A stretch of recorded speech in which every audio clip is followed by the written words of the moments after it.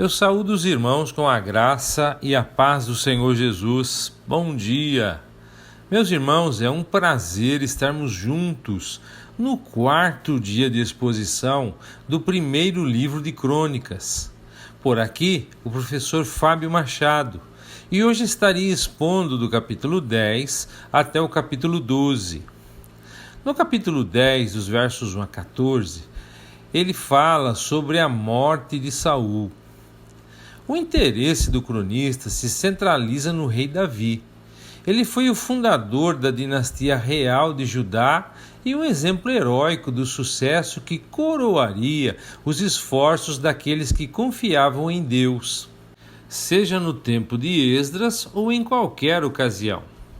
Mas para estabelecer os antecedentes de Davi, o cronista liga a genealogia de Benjamim, que acabou de ser apresentada, com o desastre histórico que precipitou a ascensão de Davi ao trono, isto é, a morte de seu predecessor benjaminita, o rei Saul.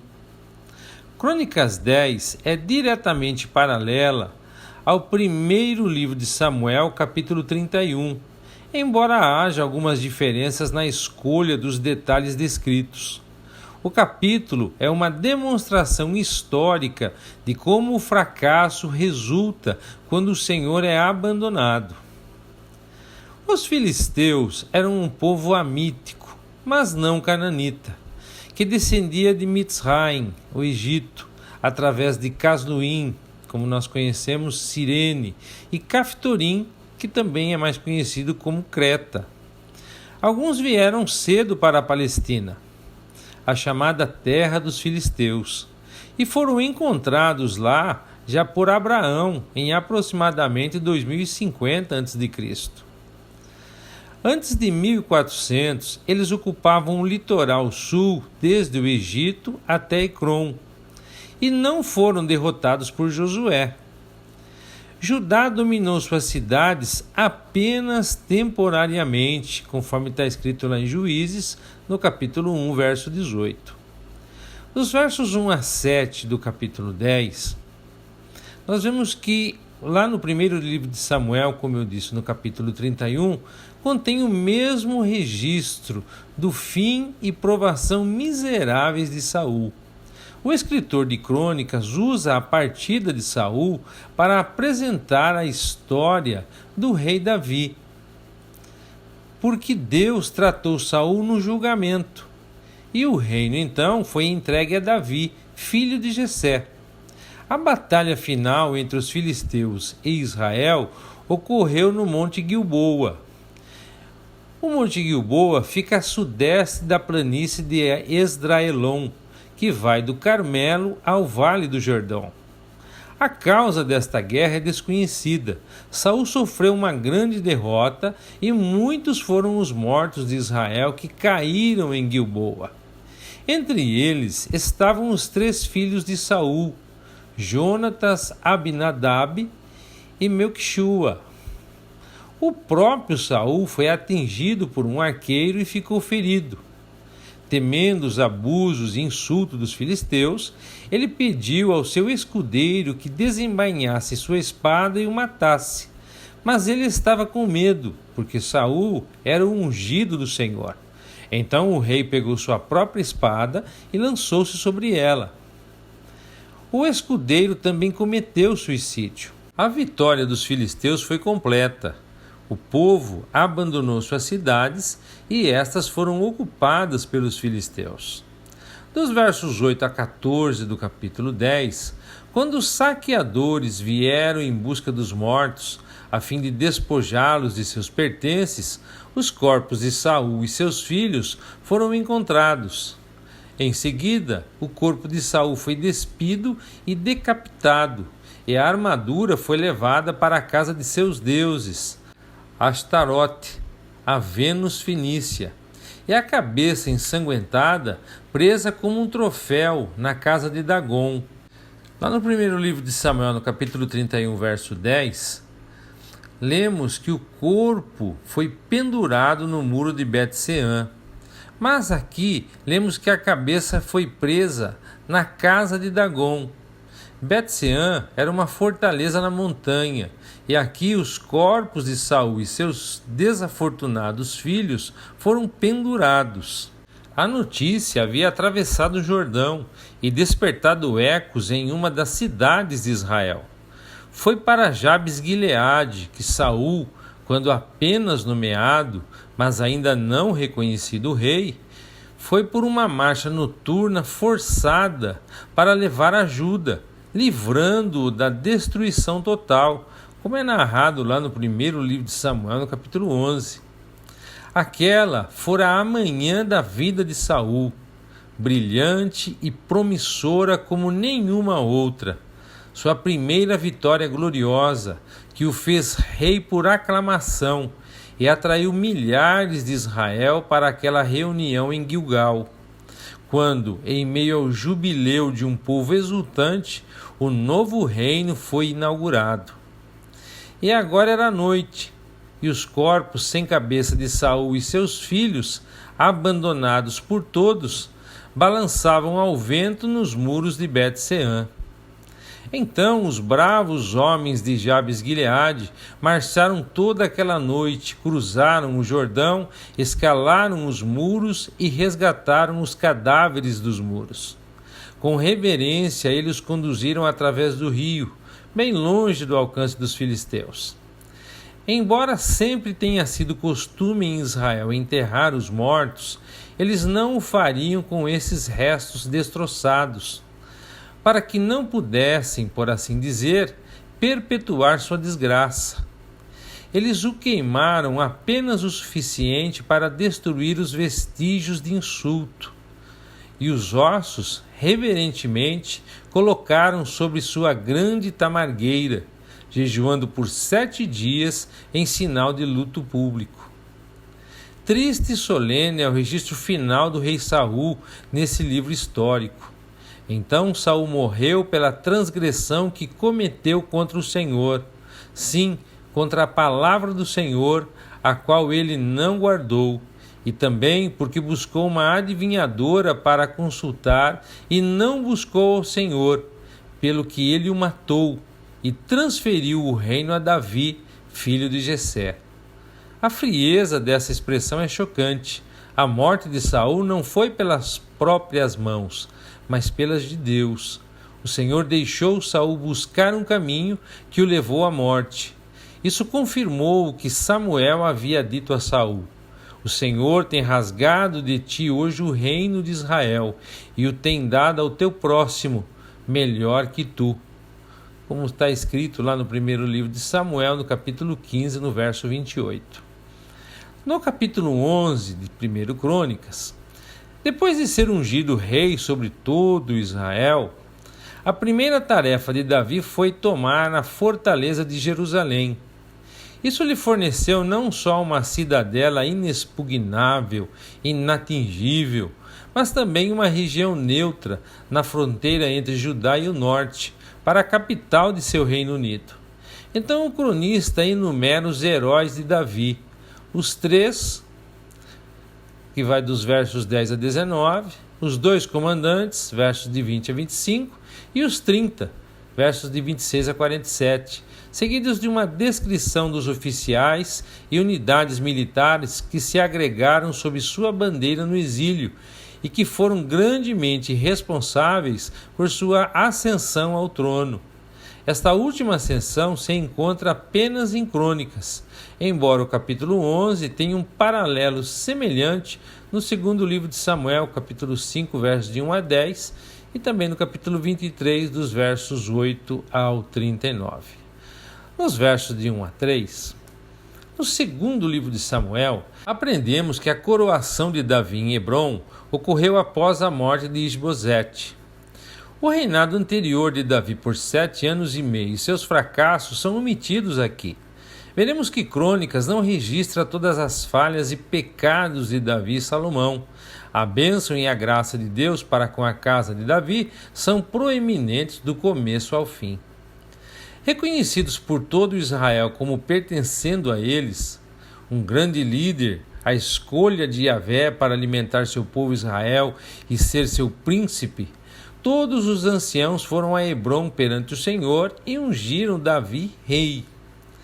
Dos versos 4 a 9, aqui do capítulo 11, depois disso seguiu-se a conquista de Jerusalém, que ainda estava na mão dos jebuseus, mas Davi conquistou a fortaleza de Sião. Ela parecia invencível, até que Joabe encontrou um meio de invadi-la.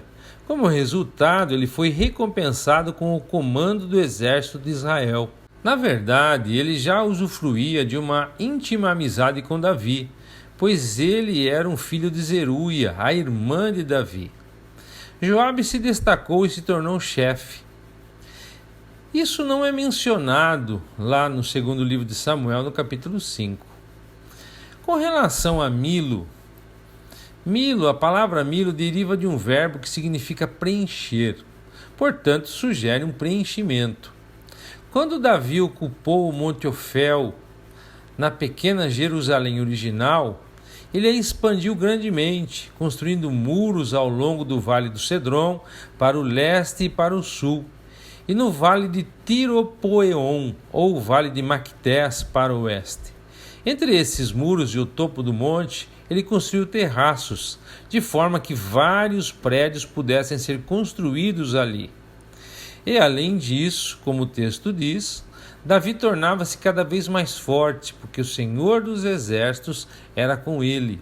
Nos versos 10 a 47, o registro dos homens poderosos de Davi é mencionado aqui, no início de seu reinado. No segundo Samuel, lemos sobre eles no final, antes do reinado de Salomão. Dos versos 10 a 12, nós temos os valentes de Davi. Esse título foi dado a 3 indivíduos, a saber, Jazobeão, a Eleazar e a Samá, que está lá escrito no segundo livro de Samuel, no capítulo 23, versos 11 e 12. Eles se distinguiam pela sua bravura e pelo seu serviço a Davi. Joabe, que foi nomeado chefe, como diz o verso 6, estava acima deles hierarquicamente. Jazobeão era conhecido como Josebe Bassebete. O nome dele é escrito assim lá no segundo livro de Samuel, no capítulo 23, verso 8. Ele mostrou seu heroísmo, matando 300 dos inimigos com apenas uma das mãos. Esse evento só se encontra nessa passagem. Nos versos 13 e 14, se Pas-Damim era outro nome para Damim, essa pode ter sido a campanha contra os filisteus em que Davi matou Golias, como está narrado lá no primeiro livro de Samuel, no capítulo 17. O herói Eleazar pode então ter sido um conhecido de longa data de Davi. Se essa tiver sido a mesma batalha, o cronista desta vez forneceu detalhes como o pedaço de campo que estava cheio de cevada e os israelitas, pondo-se no meio daquele pedaço, eles defenderam e mataram os filisteus, e o Senhor os salvou com uma grande vitória. No verso 15, outra tropa de elite constituída de 3 pessoas, cujos nomes não aparecem neste episódio. Eles penetraram as defesas dos filisteus. A caverna de Adulão se localizava aproximadamente a 19 quilômetros sudoeste de Belém. Era um dos esconderijos favoritos de Davi nos dias em que fugia de Saul. O Vale dos Refaíns ficava a sudoeste de Jerusalém, na direção de Adulão. Nos versos 16 e 17, era particularmente doloroso para Davi o fato de os filisteus terem ocupado Belém, sua cidade natal. A ocasião deve ter sido o conflito de Davi com os filisteus, após ele ter sido ungido rei sobre Israel em Hebrom, e antes de tomar Jerusalém.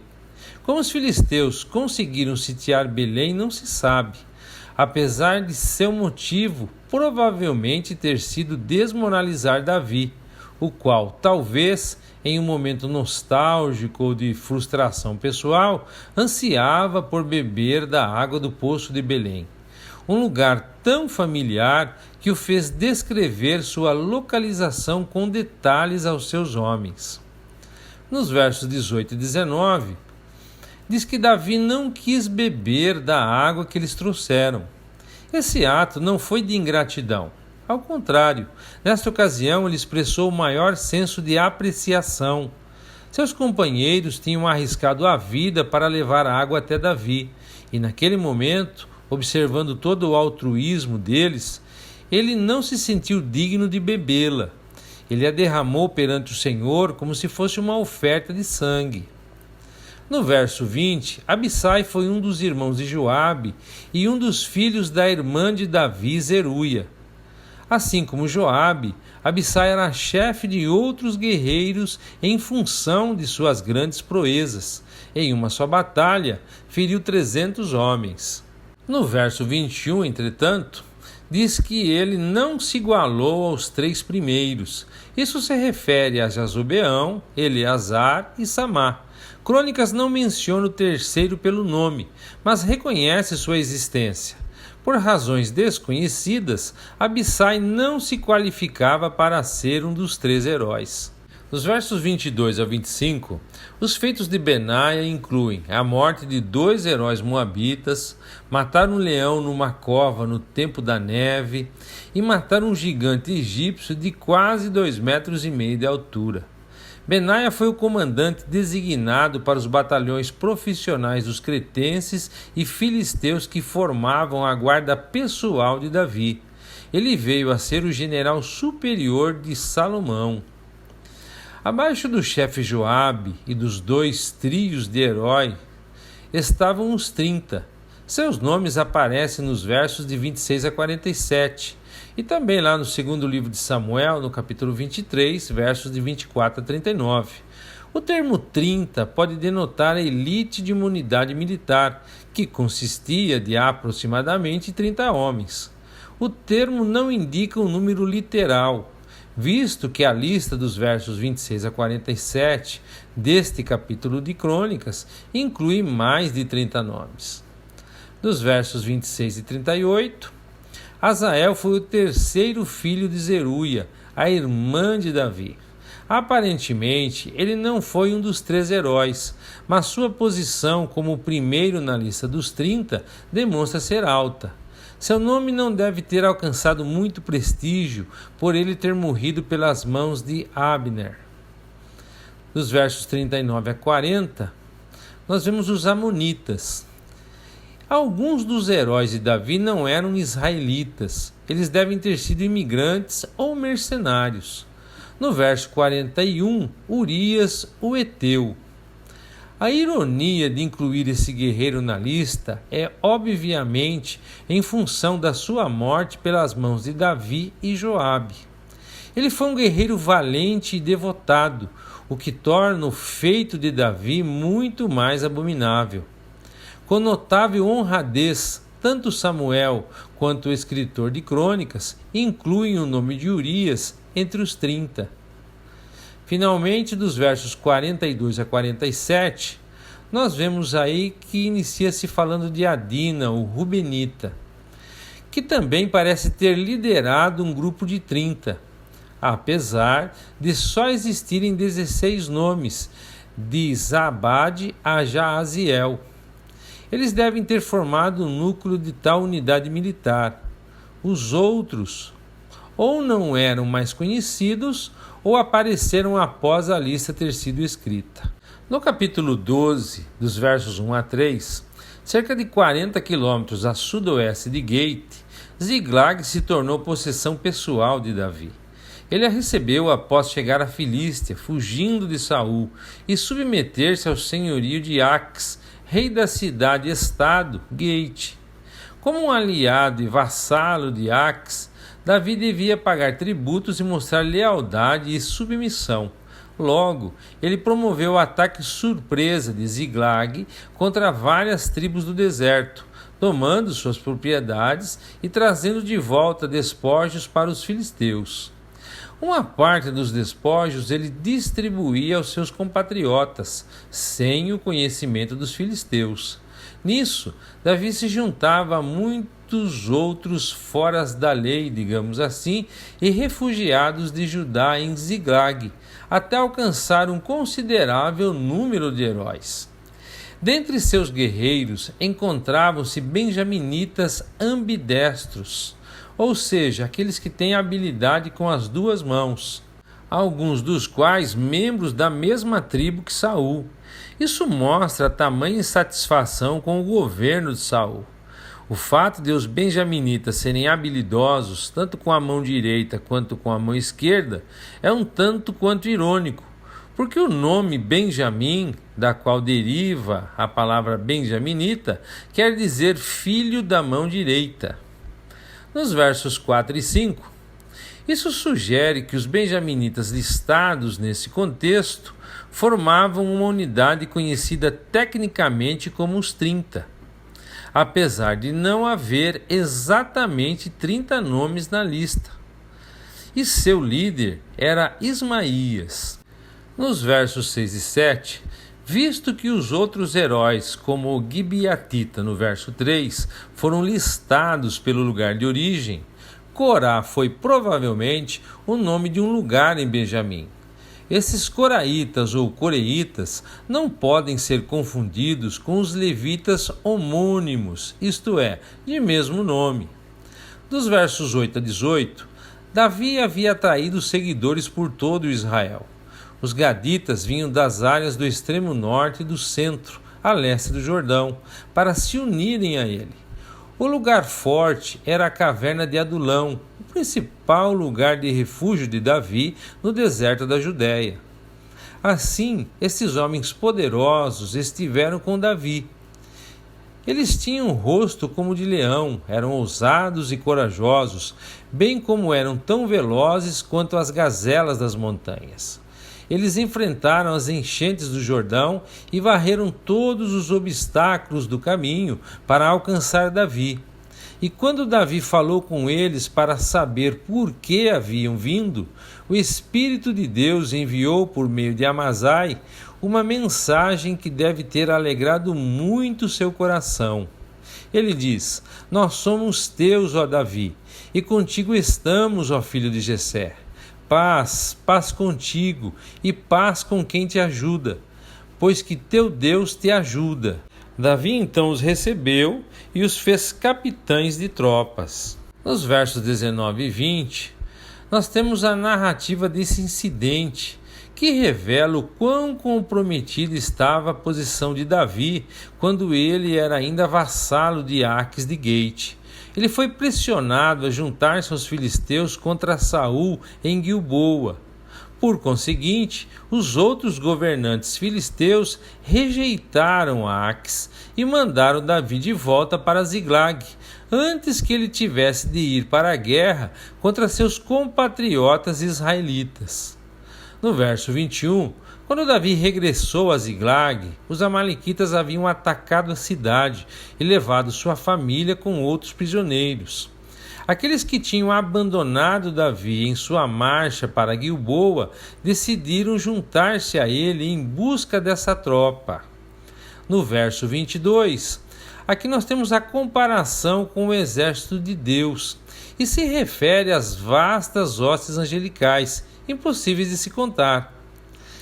Davi atraiu tantos recrutas, tantos seguidores quando estava no deserto fugindo de Saul e em Ziglag, que seu número era incontável.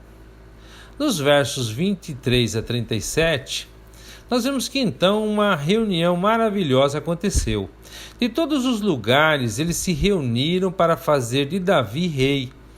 Mesmo das partes mais ao norte da terra, de Issacar, Zebulon e Naftali, eles vieram para um dos maiores eventos que aconteceram na história de Israel. Se nós tabularmos os números dados nos versos de 23 a 37, nós temos os seguintes resultados. De Judá, 6.800 homens. De Simeão, 7.100 homens. De Levi, 4.600 homens. Com Joiada, o príncipe, não o sumo sacerdote de Arão, 3.700 homens. Zadok, a casa de seu pai, 22 chefes. De Benjamim, 3.000 homens. De Efraim, 20.800 homens. Da meia tribo de Manassés, 18.000 homens. De Issacar, 200 líderes. De Zebulon, 50.000 homens.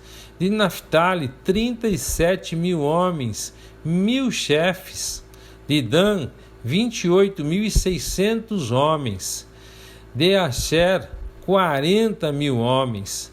Das 2,5 tribos a leste do Jordão, 120.000 homens, o que dá um total de 339.600 homens e de 1.222 chefes. Dos versos 38 a 40, esta imensa companhia de pessoas veio e todos eles tinham um desejo e um pensamento: fazer Davi rei. Eles não eram de um coração duplo, não houve voz dissidente, eles eram unânimes, eles vieram com um coração perfeito para fazer de Davi rei. Uma grande festa foi mantida por 3 dias. Trouxeram pão em jumentos, camelos, mulas e bois, e carne, farinha, bolos de figos e cachos de passas, vinho, azeite, bois e ovelhas em abundância. Houve alegria e regozijo em Israel. E assim, nós concluímos a exposição de hoje. E eu gostaria de deixar para a meditação dos irmãos o verso 18 do capítulo 12, que diz: Então veio o Espírito sobre Amazai, chefe dos 30, que disse: Nós somos teus, ó Davi, e contigo estamos, ó filho de Jessé. Paz contigo e paz com quem te ajuda. Então Davi os recebeu e os fez chefes de tropas. Meus irmãos, que exemplo de lealdade, submissão e companheirismo! Quando leio que esses homens se voluntariaram para batalhar, lutar as guerras com Davi, eu me pergunto: será que ainda existem pessoas dispostas desse jeito para servirem a Jesus? Esses homens se dispunham a dar as suas vidas ao seu Senhor, a abrirem mão de seus afazeres, suas famílias, seu conforto, sua segurança, em prol a guerrear com Davi, confiando a ele suas vidas. E nós, o que temos feito? E até onde estamos dispostos para servir Jesus? Verdadeiramente, Jesus é o Senhor absoluto de nossas vidas? Que o Eterno nos abençoe e até amanhã, se Deus quiser.